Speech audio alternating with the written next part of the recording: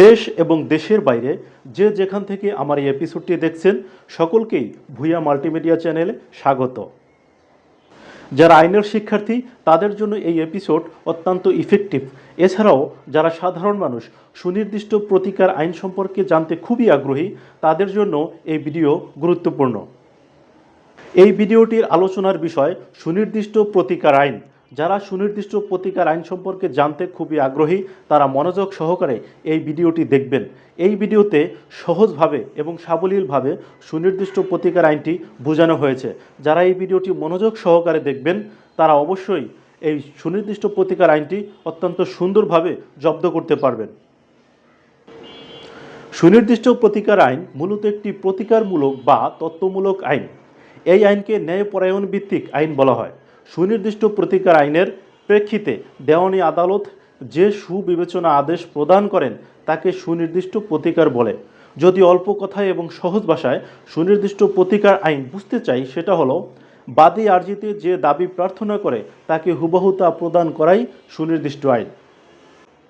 সুনির্দিষ্ট প্রতিকার আইন প্রণয়ন করা হয় 1877 সালের 7 ফেব্রুয়ারি, যা কার্যকর করা হয় 1877 সালের 1 মে। এটি 1 নং আইন। মোট ধারা আছে 57টি।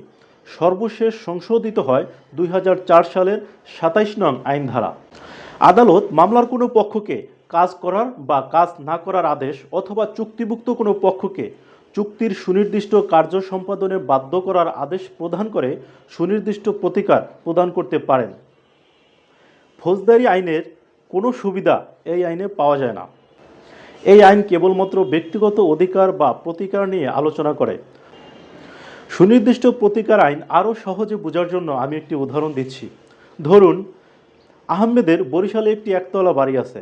মাসুদ হলো আহমেদের প্রতিবেশী। মাসুদ একদিন বেশ কিছু যুবকদের নিয়ে আহমেদের বাড়িতে জোরপূর্বক প্রবেশ করে এবং আহমেদের বাড়ি দখল করে।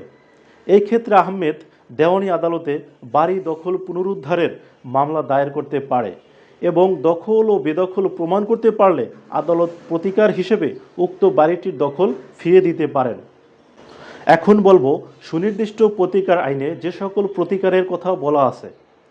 স্থাবর এবং অস্থাবর সম্পত্তির দখল পুনরুদ্ধার, চুক্তির সুনির্দিষ্ট কার্য সম্পাদন, দলিল সংশোধন, চুক্তি রদ, দলিল বাতিল বা বিলুপ্তি, ঘোষণামূলক মামলা বা ঘোষণামূলক ডিক্রি, রিসিভার নিয়োগ, নিরোধমূলক প্রতিকার।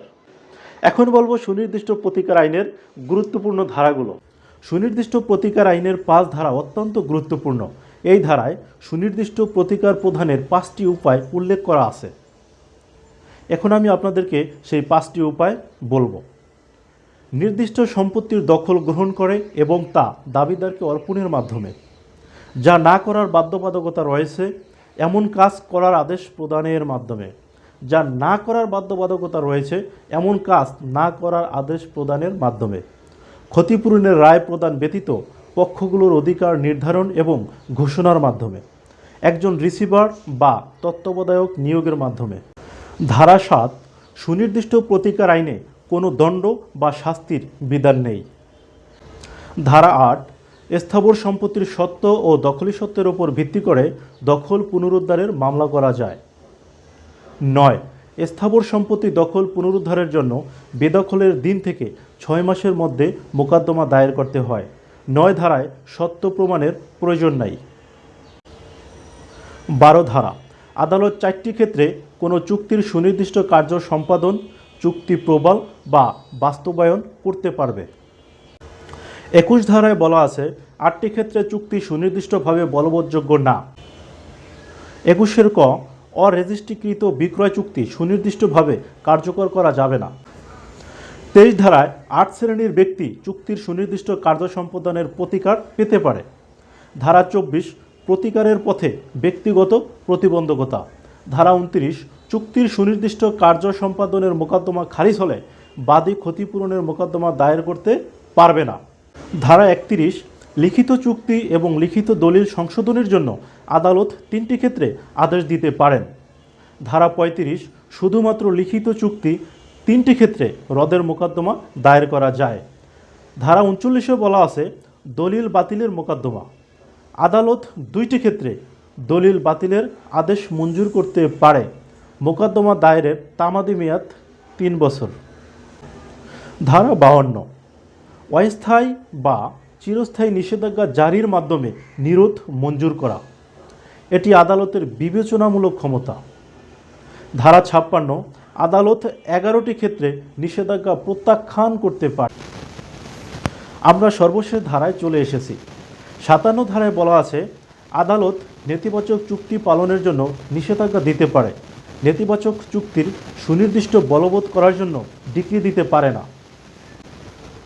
সুনির্দিষ্ট প্রতিকার আইনের গুরুত্বপূর্ণ ধারাগুলো নিয়ে আমরা আরেকটি বিশ্লেষণমূলক ভিডিও তৈরি করব। সেই ভিডিওটি দেখার জন্য সকলের প্রতি আমন্ত্রণ রইল। সে পর্যন্ত সকলে ভালো থাকবেন, সুস্থ থাকবেন। আল্লাহ হাফেজ।